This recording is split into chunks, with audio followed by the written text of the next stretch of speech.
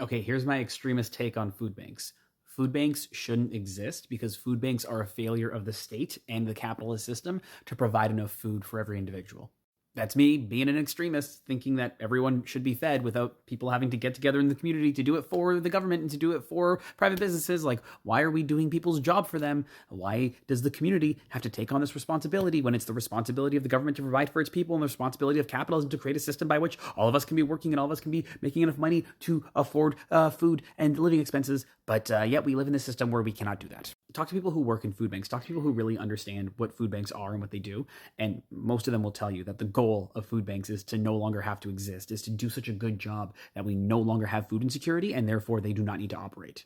But yeah, I never said food banks should be banned. I said that they shouldn't exist. They really shouldn't exist. We should live in a better world than that. We should live in a better world than one where people are starving, where people and their kids struggle to get enough food so that they can go to school and learn and be healthy. We should live in a better world than that. Yet here we have the conservatives voting against school food programs because they don't want kids to be fed. They don't want kids to have the fuel that they need to learn and to grow and to do better in this economy, because there is a reason why capitalism is failing. And it's done on purpose. The reason we have food banks, it's on purpose because we need somebody to fail in society. We need poor people for other people to point at and say, you don't want to end up like that person. You don't want to end up like this person. You don't want to be homeless like them. You don't want to be poor like them. Imagine having to wait in a food bank like that person.